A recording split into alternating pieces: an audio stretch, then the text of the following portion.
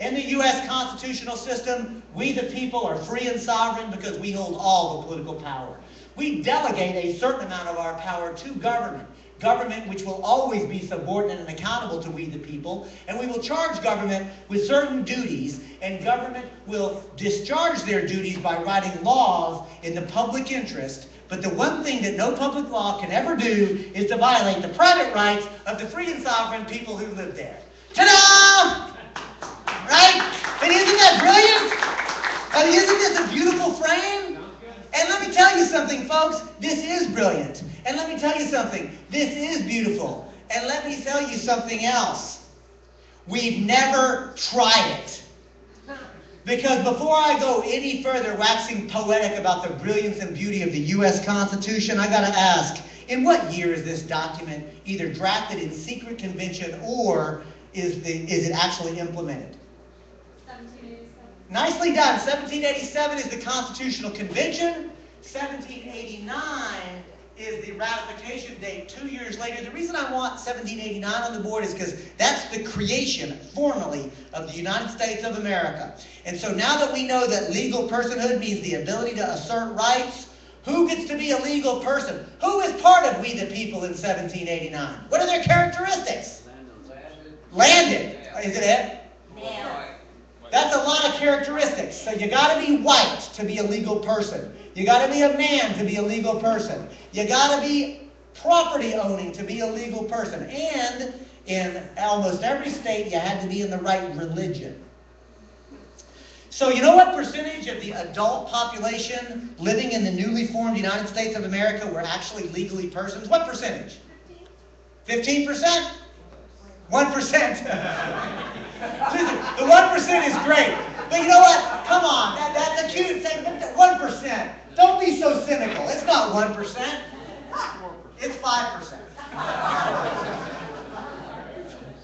Another way to say it, 95% or more of the people living here were not legally persons. Another way to say it is that for all the beautiful founding and rhetoric of this country, and this is a beautiful principle, the problem is not in the principle, the problem is in its application.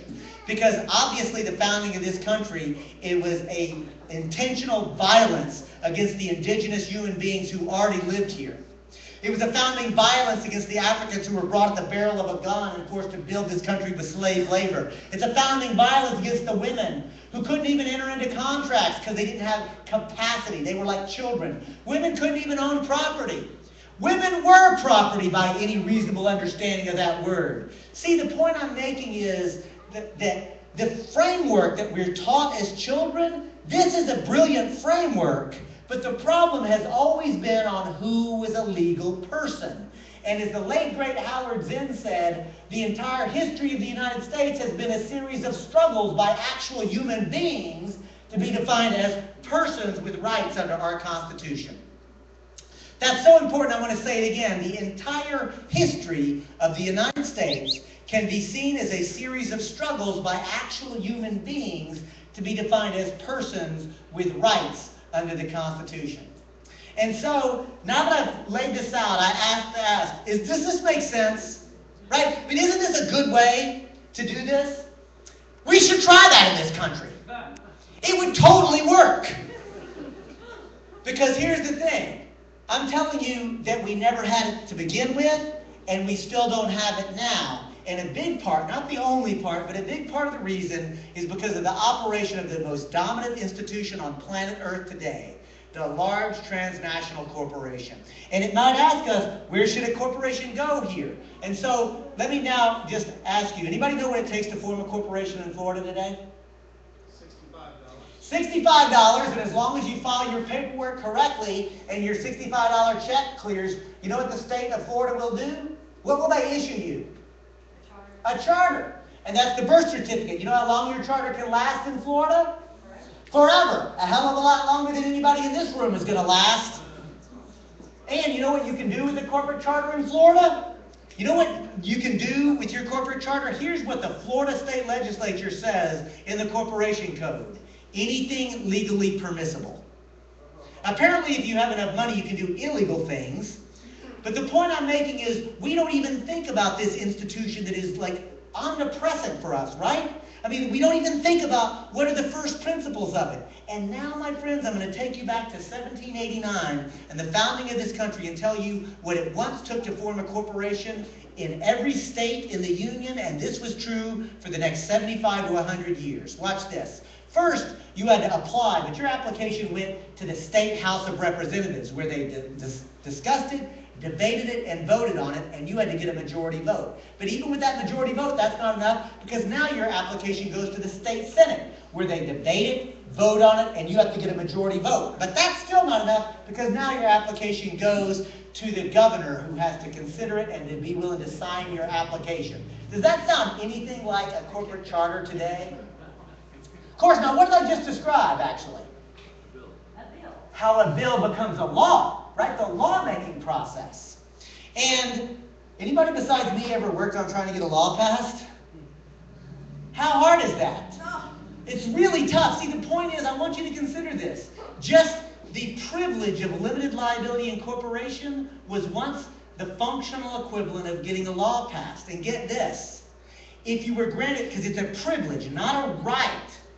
It's not a right, limited liability. It's a legal privilege. And if you were granted the privilege, you know how long your corporate charter would last?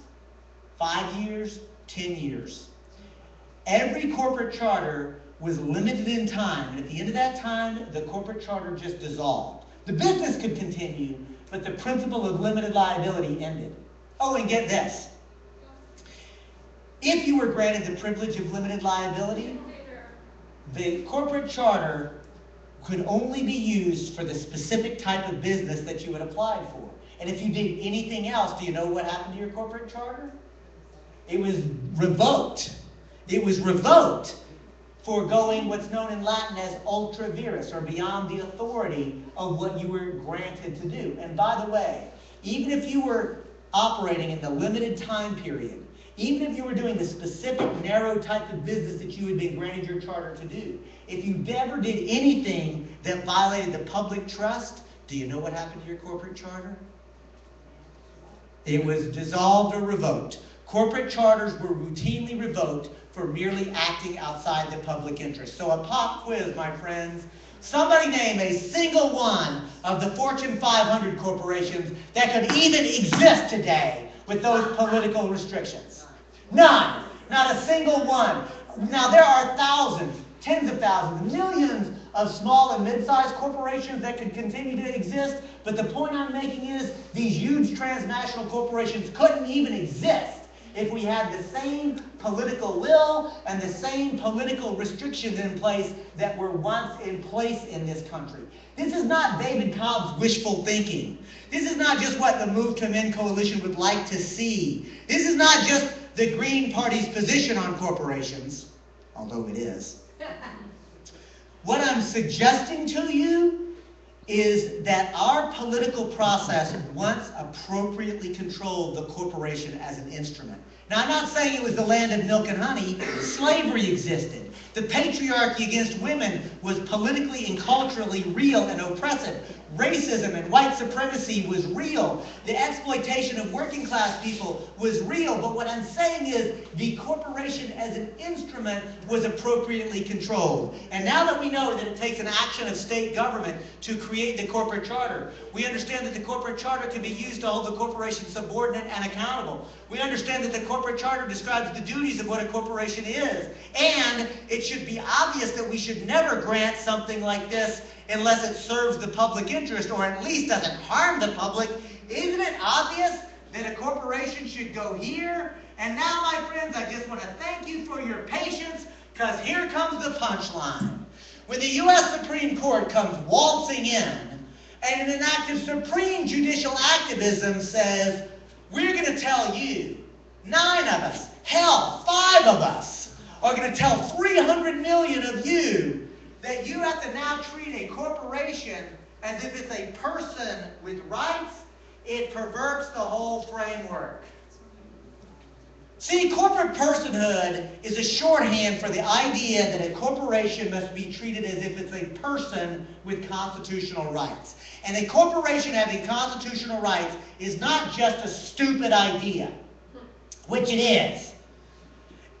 The idea that a corporation has constitutional rights is not just a horrifically bad idea, which it is, but the idea that a corporation can claim constitutional rights steals our sacred right to self-government.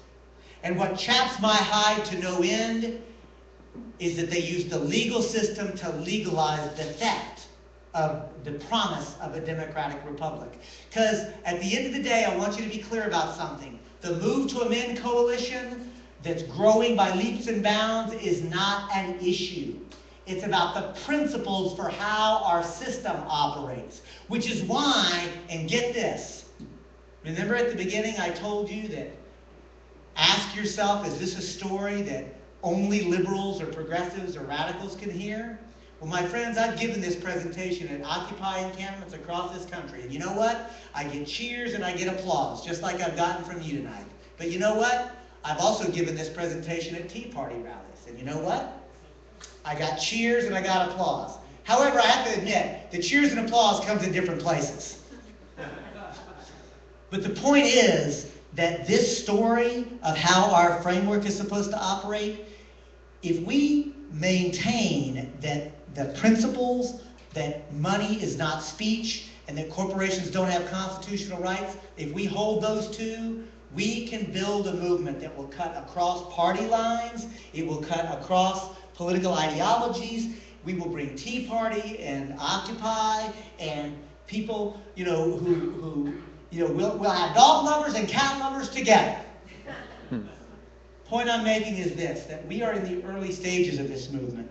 And I now want to come to a close and ask, Anita, if you would, for those of you who didn't sign, is there anybody who is not involved in the Move to Amend coalition yet? Is everybody actually? So if you're so moved, my friend, I'm going to invite you to please sign up, right? You already signed up, so it's cool, Anita, we got it. Because I want to be clear about something. We're going to open it up for discussion. But that petition that you signed, we're not going to submit it to anybody. That's not a petition we're sending to elected representatives. That's an organizing petition. We're going to be in touch with you. We want you to work in your local community to build real political power. Because I want to conclude with this. I am in it to win it. Right? We're going to win a nonviolent revolution in this country, and we're going to do it by working together. So at this point, I want to thank the Roosevelt 2.0 for opening the space. Thank you. I want to thank all, Anita and Jennifer and John and everybody who helped put this together. Thank you. And now we're going to open it up for discussion. And sir, you're number 1. Here you go. But who is number 2? Hold on. Number 3, number 4, number 5. So we're going to do these 5, but before I go any further, I have to ask you, number 6, I got to ask, Anita, what did I charge you to come here today? Free. 0. Roosevelt 2.0, what did I charge you? I think it was free. It was free, that's right. It's my standard fee, y'all. But here's the thing. You know what? If this were Texas, there wouldn't be a man without a hat on his head. What's wrong with y'all? Hey, there you go. Hey, brother, can I borrow that hat off your head for a moment? Because I'm going to now, in the spirit of my Baptist preacher grandfather, can y'all tell my grandfather was a Baptist preacher? Oh, yeah. I'm going to literally pass this hat around. And I'm going to ask you to make a contribution. And if you don't want to, don't. I'm serious. If you can't afford it, don't put any money in. And you know what? If you're rich and you don't want to put any money in, don't. Please don't leave because we're passing this around. But I am going to say this. Please know that corporations are not funding us, but you know what? Neither is government. Neither are foundations. This whole movement is happening because ordinary people like you. So if you're capable of writing a check, that check goes to Move to Amend. That check, hold on. That check goes to Move to Amend. And if you want to and have the capacity to use a credit card, I have a little device for that too. And again, so just be generous if you're willing to. Just take that hat and pass it around. And finally, thanks for your patience. Your comment or question, sir? If the corporation was a machine, would the energy source that makes it run be money? I would say the energy source that makes it money is our human labor.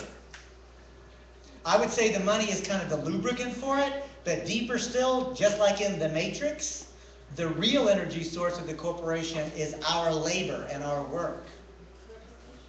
That make sense? Yes. So then would we get rid of money and make our resources based on what we have? Like, or our economy based on our resources? Well, what I would say, well, yes, but remember this. I'm not saying that we should dismantle or destroy corporations. Corporations are a tool. Tools can be put to noble and good things. I love the Roosevelt 2.0. How about y'all? Right? I'm here to tell you, brother, were you part of helping to put this together by chance? The event or the Roosevelt? The Roosevelt. Yeah. All right, so let me ask. Did you at any point use a hammer when you were making all this happen? Oh, yeah. All right, so that hammer, was that a good thing? Did this go everywhere? Did everybody get a chance to make a contribution? Here, take that to the back. I want everybody. As Jesse Jackson taught me, never insult somebody by not giving them the opportunity to make a contribution. So here's the thing, my brother. So the hammer, was that a good thing or a bad thing as you were using it? That was a great thing. It was a great thing, but now let's imagine. Sir, what's your first name? Ed. Ed, if I have a hammer and I come to bash your head with it, is the hammer a good or a bad thing? Not so good. The thing is, it's a trick question, isn't it? Because the hammer is neither good nor bad in either one of those circumstances. The hammer is a tool.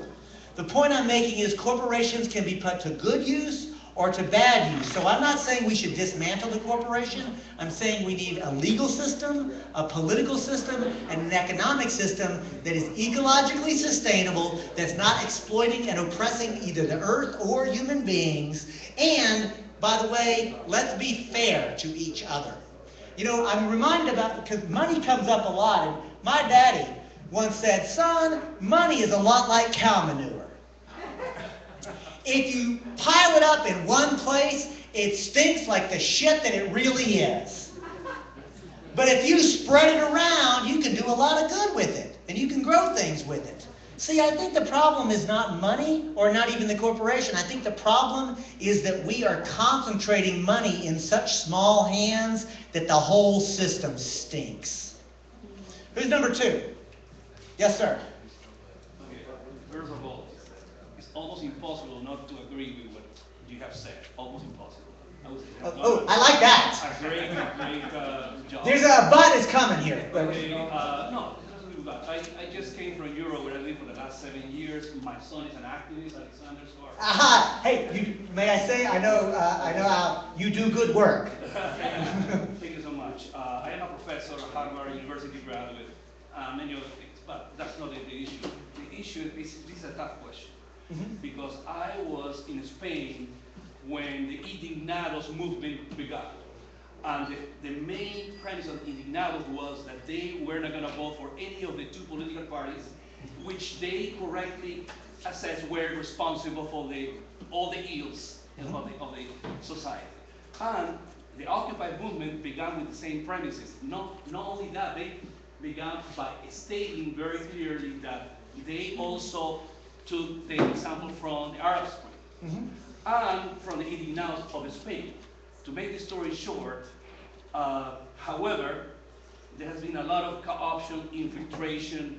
The idea that there were members of the Occupy movement that were talking about re-electing Obama, in my opinion, was a complete defeat of the purpose of the Occupy movement, which was to get rid of both political parties that Noam Chomsky stated were the same political party, the People's Party, that you have repeated in many different ways. So, and even Noam Chomsky was asked whether George Bush or Obama was worse. And Chomsky said Obama is much worse because he gave an example of how Bush treated the so-called terrorists. Bush just put them in Guantanamo, tortured them, but they didn't kill them. Obama just go and kill them, get rid of them, which is worse.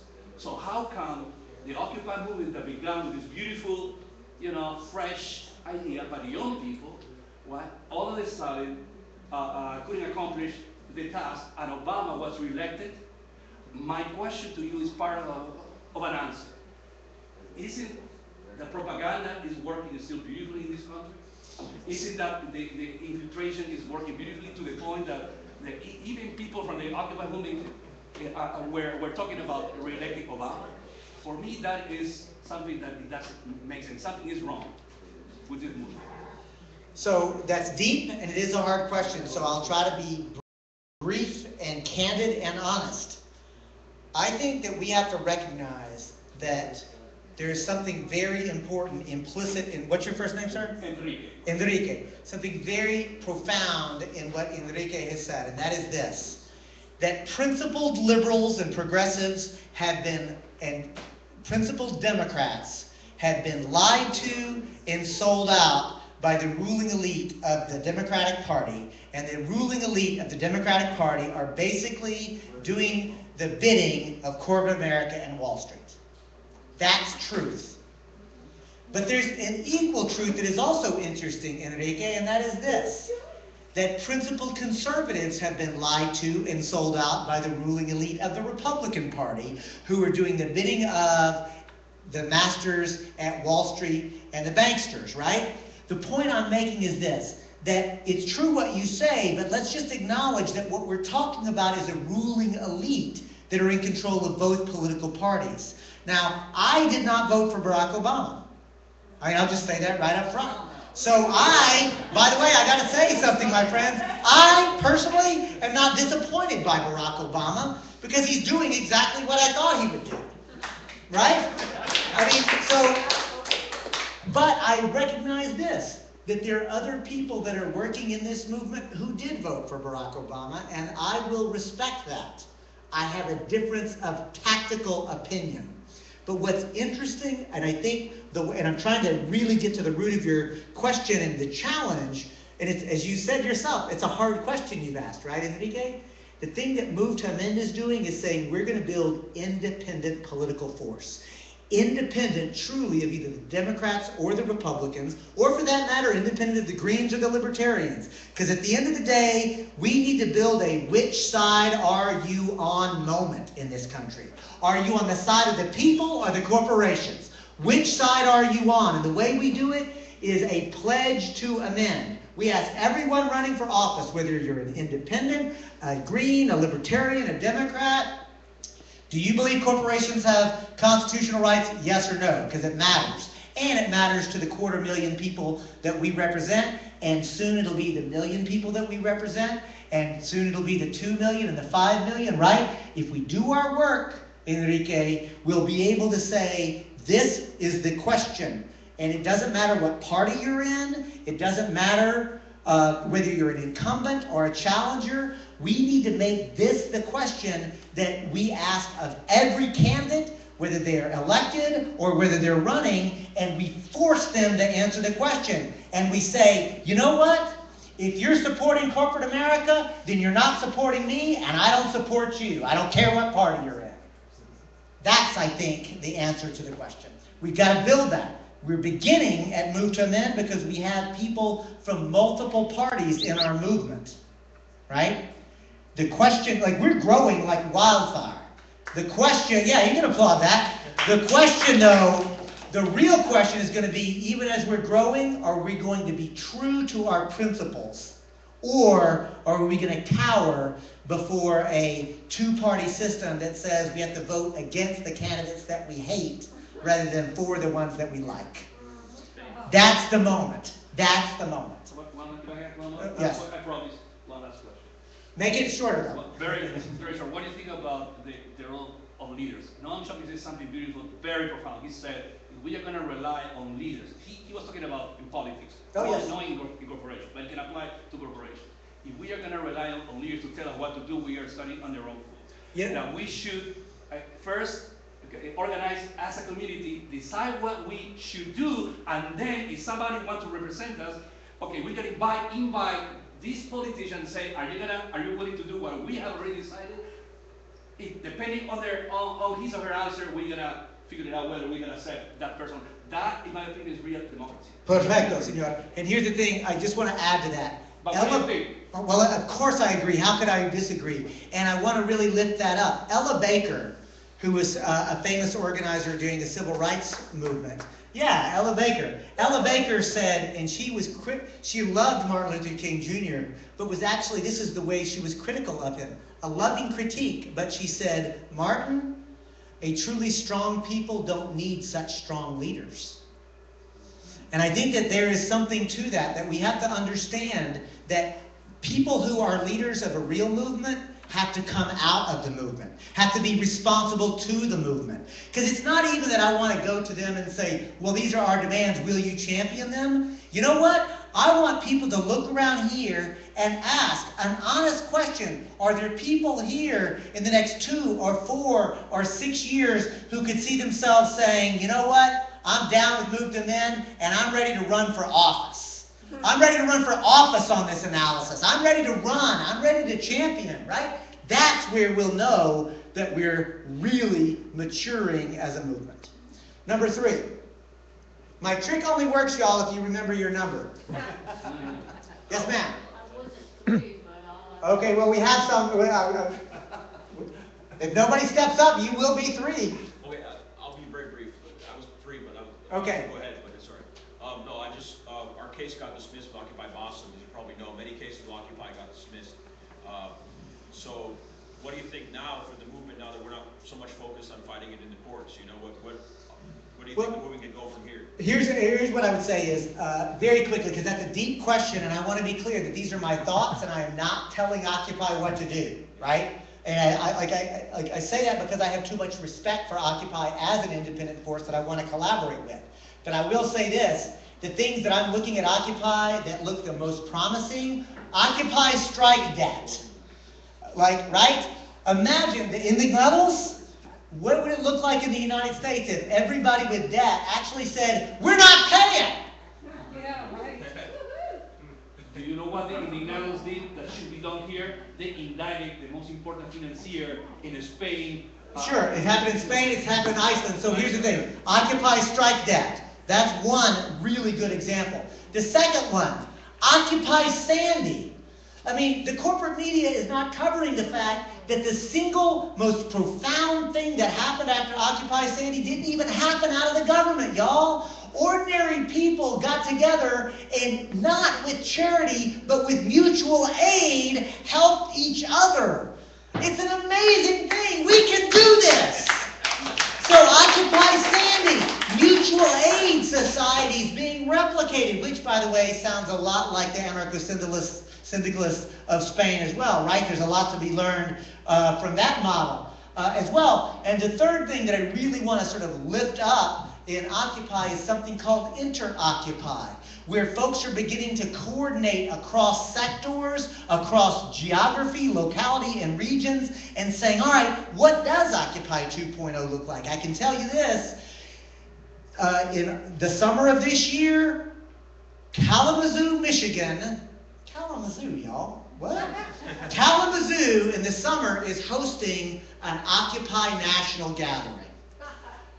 I urge you, if you're interested in Occupy 2.0, to try to get there. Look it up on the web. Occupy, I think those 3 things, the Inter-Occupy, Occupy Strike Debt, Occupy Sandy. Those are the 3 things that I think are the most interesting. Number 4. Me. Yes, ma'am. I'm really concerned that my constitutional rights are being subverted by the National Defense Authorization Act and other Patriot Acts and espionage acts. I'm wondering if you could speak to those for a minute. Well, remind me of your first name. Christine. Christine, we know each other, and so I'm sorry I travel so much. But Christine, you know why you should be worried that your constitutional rights are being violated by the NDAA and the Patriot Act? Because your constitutional rights are being violated by the Patriot Act and the NDAA. There's no doubt about it. And that is absolutely true. And frankly, the law is not going to provide you or me or anybody in here a remedy unless and until we raise hell. Because let me tell you something, folks. Y'all heard about these free speech zones? What the hell is that? Well, I'll tell you, it's the thing that says if you wanna agree or disagree, if you agree with the system that's in place, then you can be part of the conversation. But if you want to not just disagree with the decision being made, but you challenge the very system itself, as John pointed out in his earlier comment, if you're going to actually challenge the structures that are in place, well, we have a free speech zone for you. Come on. Yeah. Here's where the discussion is going to happen. But our free speech zone is back here. Come on, y'all. Anybody who wants to dissent. He's walking out.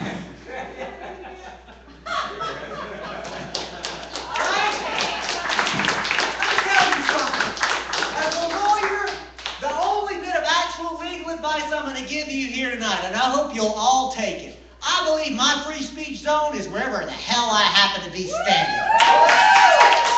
And I exercise my right. And I yell it and I scream it because I'm not going to hide. I'm going to hide out in the open. The same way social movements do. And the same way they did in the Arab Spring. And the same way the Indignados did. And the same way the landless peasant movement did in Brazil. And the reality is that if we in this country look to the global south and look to Northern Africa and the Arab countries, what we'll see is mass social movements are on the move now. Americans, U.S. citizens, have got to be a little more humble. We've got to recognize that we've got a lot to learn from the rest of the world who are actually way far ahead of us. Right?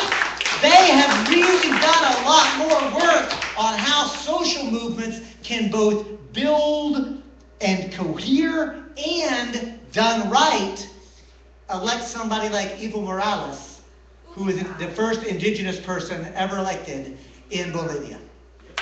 Right? So I see. So this is the point I'm making is we have to actually be willing. Remember I said that I've been to jail and I'll go back?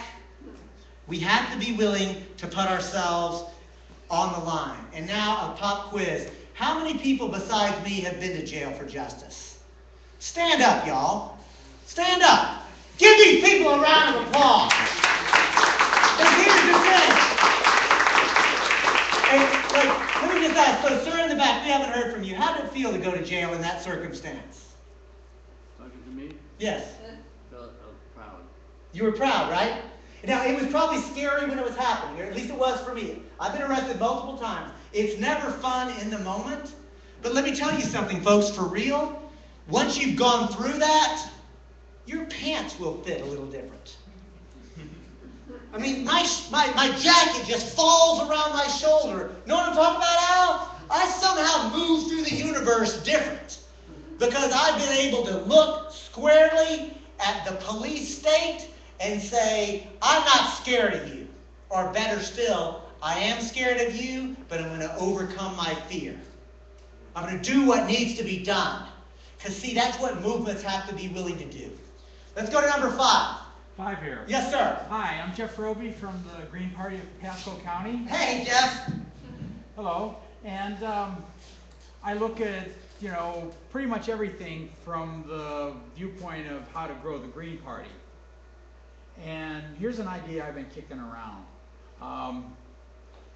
which is that there's 2 ways to amend the U.S. Constitution, right? One is through the Senate and Congress of the United States of America, etc. The other way is through the state legislatures calling for a constitutional convention. Mm-hmm. Well, one thing that I've observed is that of the 120 seats in the Florida State House, over half are uncontested by either a Republican or Democratic contender. Think about that. Please continue. The Senate, 15 out of 40 are uncontested by a major party contender with a smattering of independents of various stripes. So how about the Green Party running candidates for those uncontested seats on the basis of move to amend, that if I'm elected, I will introduce that bill into my legislature, calling for that, it's a broad convention, but specifically for the reason of move to amend. And by the way, you want to get specific, you want to get dirty, well, let's look at my opponent who's being uncontested and where his or her money is coming from. Ladies and gentlemen, Jeff Roby. I love it. I don't know what else to say. I think it's a brilliant strategy, and if I lived in Florida, I would support it. Number 6, Jennifer. We're gonna come to her, but we already had a sec. I'm respecting the okay. process. I got it. Okay, I just want to say, I sent out a list, and I want to be accurate on this. When did Move to Amend go to the U.S. Congress? What date? Oh my gosh, this is so cool It did? because Yeah. the formal date was actually February 14th, Oh. Valentine's Day, which is to say, what a beautiful Valentine to the American people. And I also want to, since Jennifer has brought this up, to be clear, we did not start in Congress, right? Move to Amend did not even exist before 2010. Today, as Anita said, we have over 10,000 endorsing organizations. We have helped to create over 175 local affiliates. We have over 265,000 people participating. We have helped to pass over 500 local and city and county resolutions in support of Move to Amend. And, of course, Tampa is one of them. And, yeah, you can applaud Tampa. And we have used the Citizens Initiative process to put this on the ballot in 25 communities. And in every place that we put it on the ballot, we've won, usually by supermajorities. And get this, including in places where Republicans dominate. For example, in Brexford, Ohio, in the last November election, in a community that voted for Mitt Romney by 60%, that community had Move to Amend on the ballot, and it won. I'm telling you that we can cut across and cut through the BS of political parties by actually taking it directly to the American people. And then the last thing I want to say is this about that notion that the members of Congress, specifically I want to lift up Representative Rick Nolan of Duluth, Minnesota, and Representative Mark Pocan of Madison. They came to us. We didn't actually go to Congress because I think it's a mistake to go to Congress and beg. Instead, when they came to us, we said, and I say this with humility, but we said, if you're willing to introduce the proposed language that we, the movement, have already written, we would welcome that. But if you want to try to negotiate with us and weaken it because of your desires, then we're not interested. And to their credit, they said, no, I respect the movement that Move to Amend represents. And they said no exemptions for nonprofits. They said no constitutional rights for nonprofits or unions or limited liability companies or anything else, and money is not speech. I think that's a very powerful thing, and that's the reason that we said, okay, let's go. And this movement is going. So I've got John who's one, then I've got, what's your name, ma'am? I see you, Anita. Terry is 2, Anita is 3. Sir, you'll be 4. Anybody else? This is another round. So we'll do those 4, and you'll be 5. John. Given the increasing potential for systemic economic collapse in this country, which will disaffect when it occurs, and I don't think there's a question of if it will occur. I think there's a major concern that it will occur, and probably in the not too distant future, especially for the people in the lower rungs of the economic ladder. This, in consideration, I don't have a problem with going to jail. I went to jail once for something stupid when I was a kid, just for like 4 hours, But the point is, with an increasing militarization of the police force, and in fact, the violation of posse comitatus. I mean, I have Black Hawk helicopters flying in the vicinity of my home on a fairly frequent basis, and I believe, since I'm an aviation buff, some of these are of the stealth Black Hawk variety, the kind that the so-called secret helicopters. They only fly at night and or at dusk, very deep dusk. I've seen a variety of military vehicles along I-75 being shipped on flatbeds with green camouflage as opposed to the beige desert camouflage, and including some that I believe to be either mobile radar on like a Humvee, or the crowd suppression sonic devices that have been used in Pittsburgh, etc. Anita tells me she saw M1 tanks on flatbeds at 50. And I know for a fact, and this is, you can Google this on Google Earth, there is a Blackwater private agency over in the Green Swamp. You can look it up on Google Earth. That's where everything's flying. You know, that's the back and forth, east-west, east-west back and forth of these Black Hawk helicopters. This wasn't present 5 years ago. And indeed, when we talk about the elite being in charge, who are the American military protecting? They're not protecting us.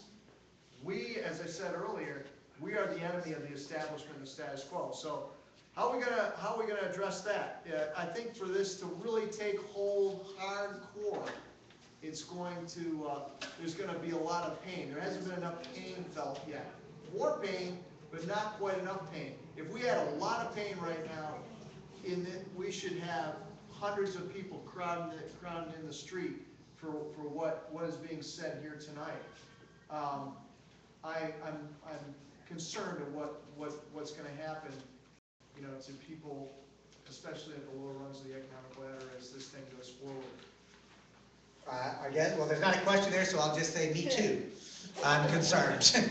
I'm so concerned that I quit a successful law practice to dedicate myself to traveling around the country, doing my best to inspire people to join this movement and to be ready for what is coming, because it is coming. There's no doubt. And you know, we can either pretend like it's not there, or we can get ready. And so to me, the getting ready involves building resilient communities. It means transition town. It means growing food. It means getting to know your neighbors. It means a whole series of things at the local level, and connecting to, through a movement, a revolutionary transformational element that says it's not enough to just get ready to withstand the collapse locally, but we've got to have a network in place. So that's how I would actually, I guess, respond. Number two. I'll put you at the end. I see you wanted to respond. Who's two? Yes. Hi, my name is Terry Pelsiak, and the comment I have is that the people, except for the Occupy movement or these small groups that recognize the issues, are a little complacent about what's being done. And they allow laws to be broken all the time.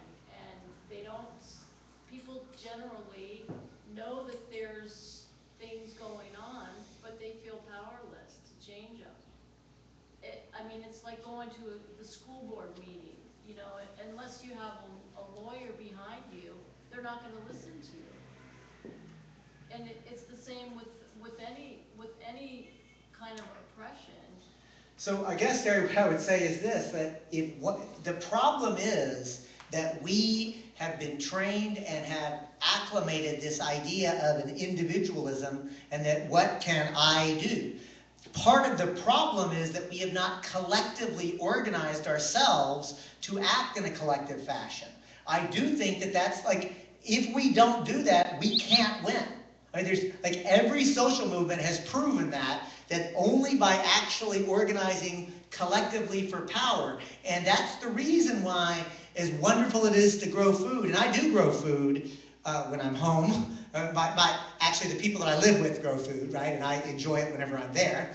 And we have backyard chickens, and we catch water off the roof, and we've got bees. I mean, like, I've got this really sweet thing going on where I live, but I travel the country trying to organize people, because at the end of the day, we have to, that's the only answer.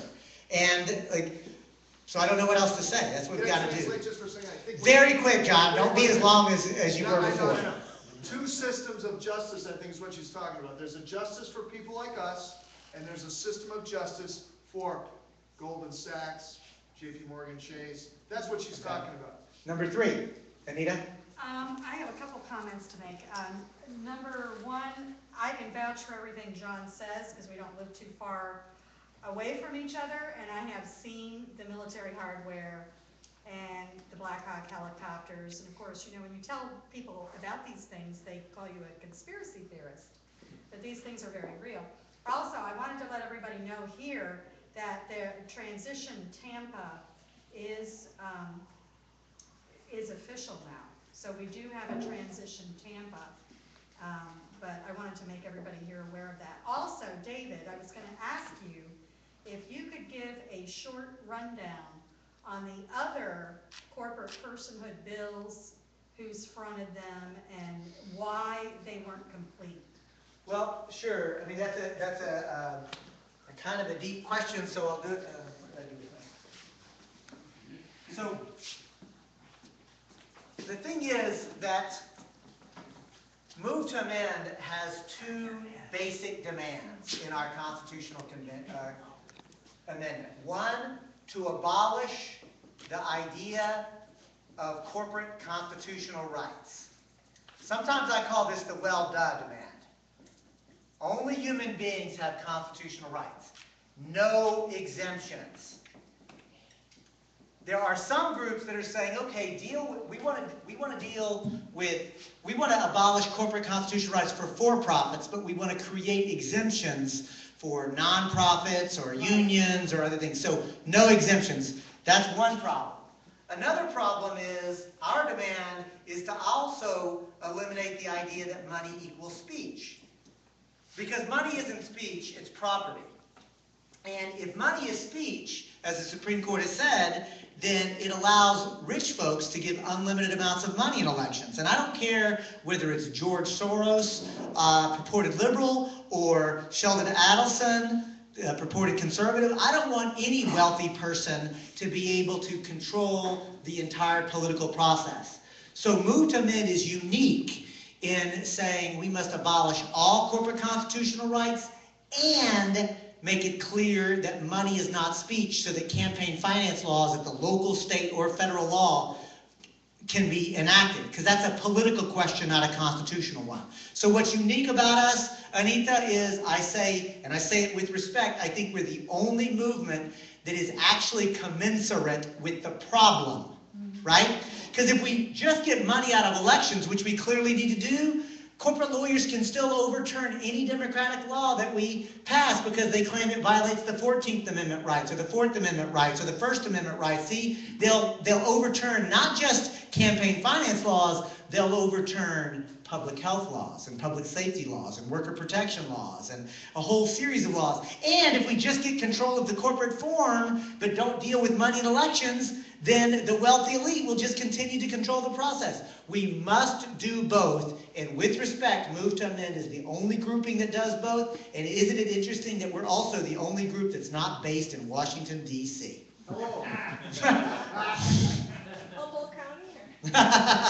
Who's number 4? Yes, sir. Thank you for your time coming out here. It's been really eye-opening. What you said kind of confirmed for me all along that the Democratic Party and Republican Party are basically the same. As a matter of fact, I worked for the Obama campaign, donations, trying to get support, and then literally the day after he got elected, I had like that buyer's remorse. And it wasn't just the money, it was the sweat equity that you poured into it, right? Well, it wasn't, yeah, but I mean, it was basically, let's get this, at least try to get this one better looking one until I can, move on. But anyway, along those points,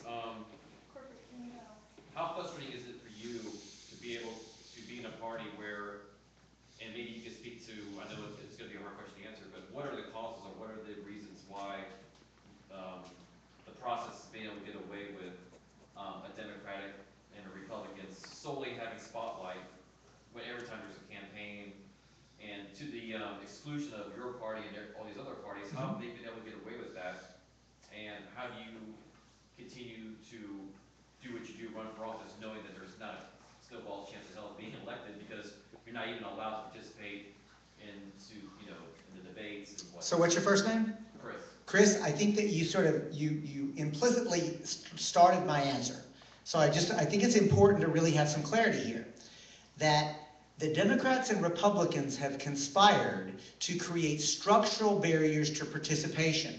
Access to the ballot is easier in Iraq for alternative parties than it is alternative parties in the United States of America. That's a fact.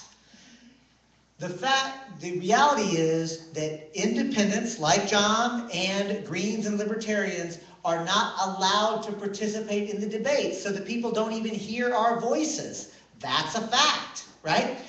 And it gets even deeper than that. The corporate media, even when we do all of the right things, refuse to cover the existence of alternative political parties, right? And independents. So, like, there are structural barriers, but I just want to really point out something. That you say there's not a snowball's chance. I would say, with respect, Chris, just like there was not a snowball's chance in hell that anybody paying attention to international politics would have said the Berlin Wall would ever come down. Just like it would have been obvious in the 1840s to the abolitionists that there was no way you were going to be able to end the economic system of slavery that the entire political, cultural, and economic reality was premised upon. Just like it was obvious that there was no way that the women's suffrage movement could succeed whenever it went against everything that the entire culture taught. The thing I'm saying, Chris, and I mean this sincerely, I don't criticize or chastise anybody who holds their nose and votes against somebody they hate the most. I will never do that because, and I say with some humility, I got too much damn self-respect. You know? I ain't gonna do it. But other people who feel like they have to, I will actually empathize with that kind of fear because they're being motivated by the fear of the worst. But what I know is this. If in the holding your nose and casting the ballot because you're voting against the least worst, at least recognize the stench. And that stench is the entire system. And there's a solution. It's called instant runoff voting or proportional representation. Yes. Two systems that could be enacted like that. And the only way they'll be enacted is if enough of us actually refuse to participate in that system, right? In other words, everywhere where the first past the post system that we use now has been replaced happened because alternative parties refuse to go away. And then the second thing I want to say is this. Please consider what it took to make transformational change in this country. It takes ordinary people articulating for that change, right? And there has to be an electoral arm advocating for it at the ballot box. And saying it this way, can I just tell you a list of what it took so-called third parties, what I will call alternative parties, to champion at the ballot box. The abolition of slavery, women getting the right to vote, the creation of the Social Security Administration, unemployment insurance, workers' compensation laws, pure food and drug laws, ending child labor, the direct election of the United States Senate. For goodness sakes, my friends, the entire fabric of what we today would consider the bare damn minimum for a just and compassionate society, that fabric was woven together thread by thread by alternative political parties. Alternative political parties that did their work when they were called naive and unrealistic and didn't have a snowball's chance. Alternative parties who did their work when they were called spoilers. And they didn't go away. And because there are people who won't go away, we make demands on the system and we force the system to accommodate us. Because, let me tell you something, in electoral politics, as soon as you are ever taken for granted, you've just been taken. Yeah. Right? And labor and the environmental movement and the peace movement and the women's movement and every social movement in this country is being taken for granted by the two established political parties. So Chris, like this is move to amend, but you did ask a specific question, so I believe in being honest. I believe that we're going to have to actually make that level of change. And I'll say it this way. We have to have an electoral arm for this movement. It might be the Green Party, it might be some other party, it might be the Democratic Party. But I'll tell you this, well, it might be. I've been wrong before. Might be no party. So here's the thing, but I'll say it this way, my friends. I genuinely believe this. This movement is either going to fundamentally, radically transform the existing Democratic Party, or we're going to destroy it. And I don't care which one. That's probably the best answer of all. Number 5, because I see a couple more hands, but were you? I wasn't number 5. All right, so you were here, and then we'll go here, here, and here. This is the last. I have one. All right, then we'll do those, and then we're through. But I'll stick around and drink and. Yes, you were 5. In 5 minutes or less, or 10 minutes or less, what do you think of Fox News? Well, I'll do it in 10 seconds or less. Fox News is a corporate propaganda arm. We all know it, and it's not even of the conservative movement. It's of the corporate movement, right? Fox News does not represent principled conservative values at all. It is nothing but corporate Wall Street America. Full stop. Did I take 10 seconds? There. I just wanted to kind of play off of something you said earlier in talking about like what we have in front of us now is real because we all believe it or buy into it. And I think that's kind of what's been going on in our society as a whole since the Magna Carta was enacted, basically. And I see that as a very, very endemic problem that we've been trained, and it's further hammered into our heads by corporate media, that the status quo is the status quo, and that's the way it is. And I'm one of the founding members of the Roosevelt 2.0 here, and one of the things that we've been trying to do all along is demonstrate that there is something different. We do it through time banking. This time next month, if you guys come in here, the entire back wall back here is going to be covered in food. And the rooftop garden will be started here as well. We want to encourage people to grow their own food, to produce their own energy. I don't know if you guys, I work on alternative energy. I'm developing a system to turn garbage, sewage, and yard waste and industrial waste into energy that we can use in our vehicles and to power our homes. There is more energy in raw sewage than there is in tar sands or oil shale. It's a hell of a lot easier to get to it. We already send it in pipes to one central location where it's easily processed. The problem with that is we have this whole system in place of that's waste. We pay money to get rid of it. We need energy. We pay money to get it. It's one and the same. This morning I was reading, every morning I read for a little while, and this morning I was reading Buckminster Fuller, a book called Cosmography that was published after he passed away, and I posted a quote that I read in there on my Facebook page because I thought it was something that was extremely important, and it's something that I live in my life every day, I experience in my life every day. Buckminster Fuller said, if humans are not required to earn a living to be provided survival needs, many are going to want to be productive, but not at those tasks that they did not choose to do, but were forced to accept in order to earn money. Instead, those humans will spontaneously take upon themselves those tasks that the world and society really needs to have done. And, you know, I see one of the biggest issues, like, I mean, we look at food, we look at water, we look at energy, we look at shelter. Those are things that we really need nowadays to live. And those are things that are being controlled and used to manipulate to concentrate wealth in small areas. And I think that what I see as our way forward is to take that Occupy movement energy, take all of these movements that are afoot, and direct that energy towards creating something completely different. If we just let them have the system that they have in place right now, create our own that's fair and just, and move forward from that notion, then I think we're going to be okay. I love it. Well said. Let me just weave this together. I can tell you, as somebody who has the privilege of traveling around the country, things like this are sprouting up out of occupiers all over the country, right? It looks a little bit different everywhere, and some places look a lot different. You know, I'm reminded of something that we were told about, well, they called it globalism, but really it's corporate capitalism. They said, there is no alternative. In fact, it was called Tina. It was said so often. To which I say, ta-ta! There are thousands of alternatives. Right? This is an example. And there are so many examples. And I want to weave back in. Like this, I'm here representing Move to Men because I think that we need an analysis around the big picture political power. But if it's not happening in the local community where you live, work, and play, it doesn't mean anything.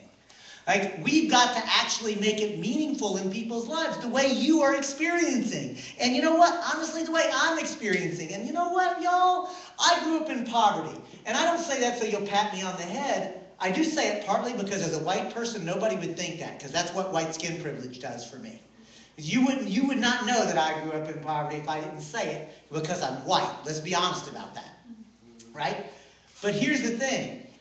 So as a poor person, I really believed, well, you have to have money to have security. And so I was really driven by that idea. And today, I mean, I was a very successful and good trial lawyer. You might imagine I could, be kind of persuasive for a jury, right? I make, honestly, 10% of the money I made, 5, 6 years ago. But don't feel sorry for me, because I'm literally 10 times happier. It doesn't take much money to have a rich, fulfilling life. My mama taught me this: son, money doesn't matter unless you don't have enough for your real needs and wants. And then it becomes the only thing that matters. So the real trick, and what's your first name? Brian, I think the real trick is what you figured out is, how do we have enough money to do the things that we need to do, and then stop chasing, like accumulating more money, and then actually start living rich and meaningful lives. And you know what? Stay with me.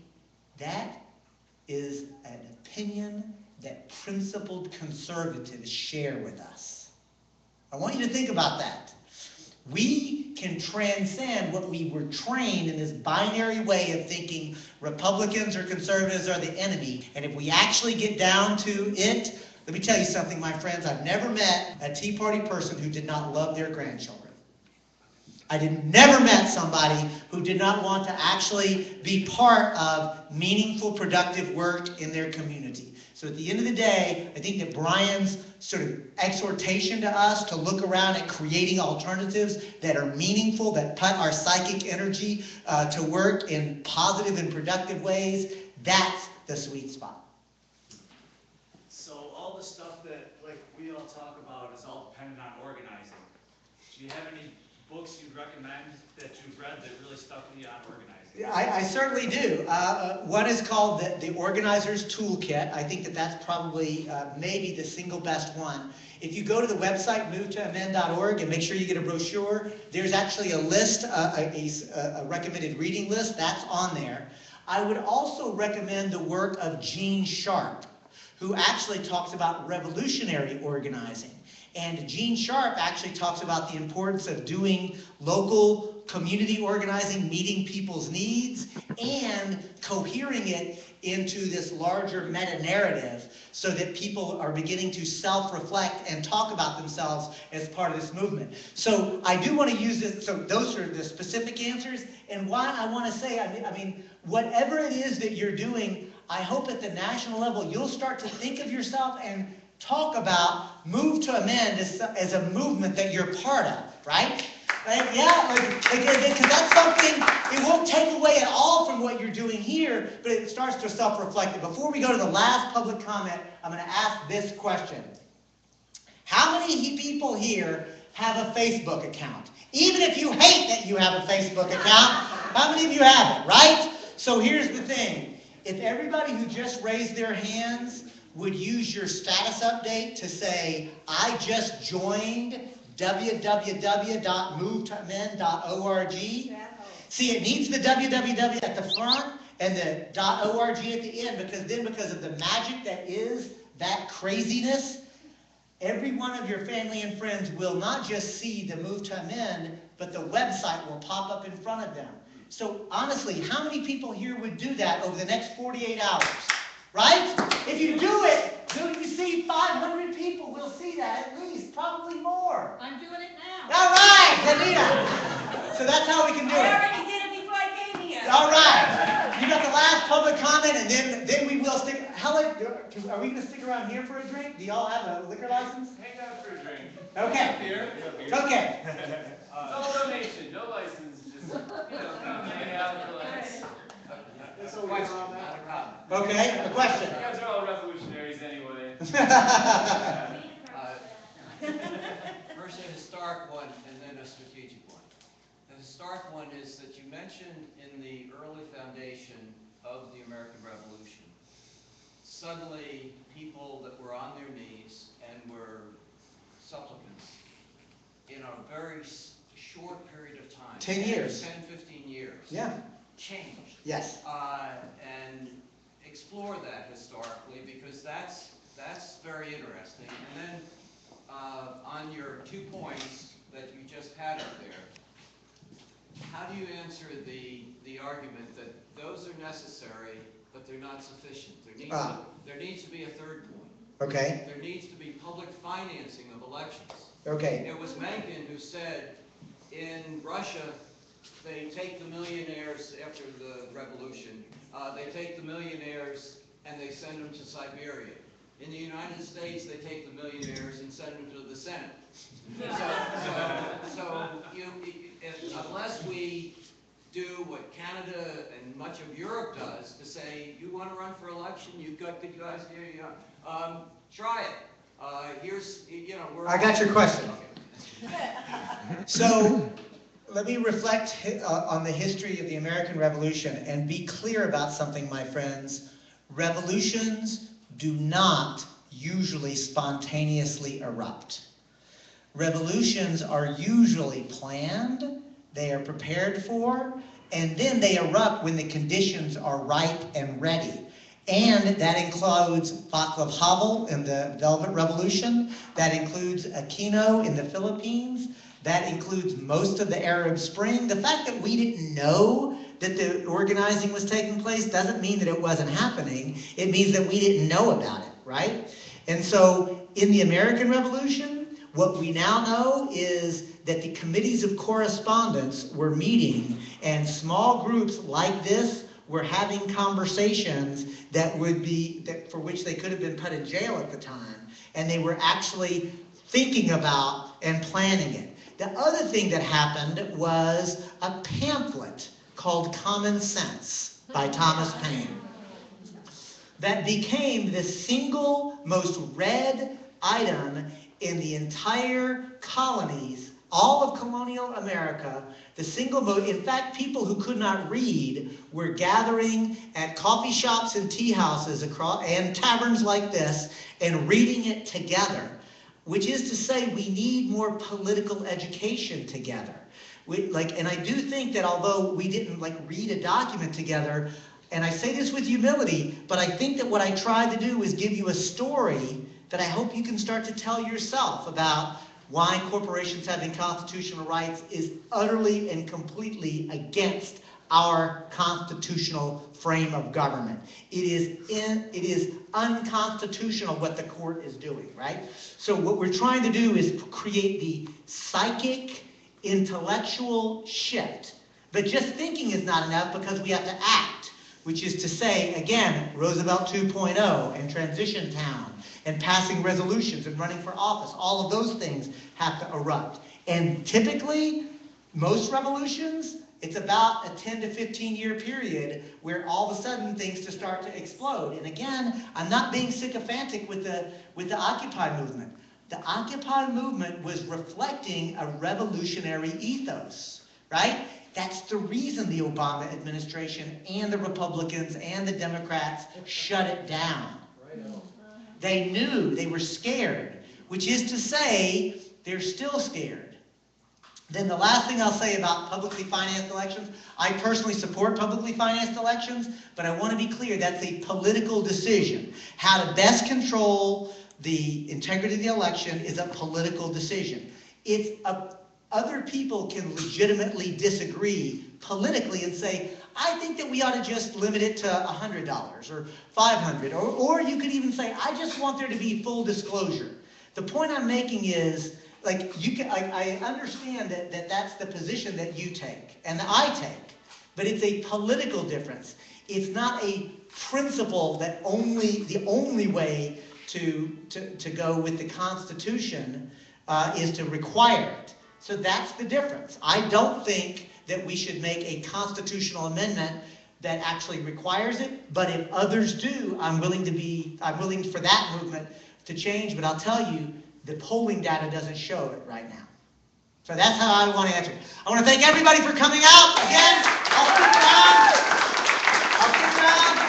all of you who helped to make this happen, because I know we are everywhere. Yeah. I'm gonna say South America gives me hope. There you have it, guys. It's David Cobb's Barnstormer event here at the Roosevelt 2.0. Thank you all for tuning in and watching. We'll be up on the Ustream channel and up on YouTube later on. Have a good night. Be good to each other. We'll see you next time.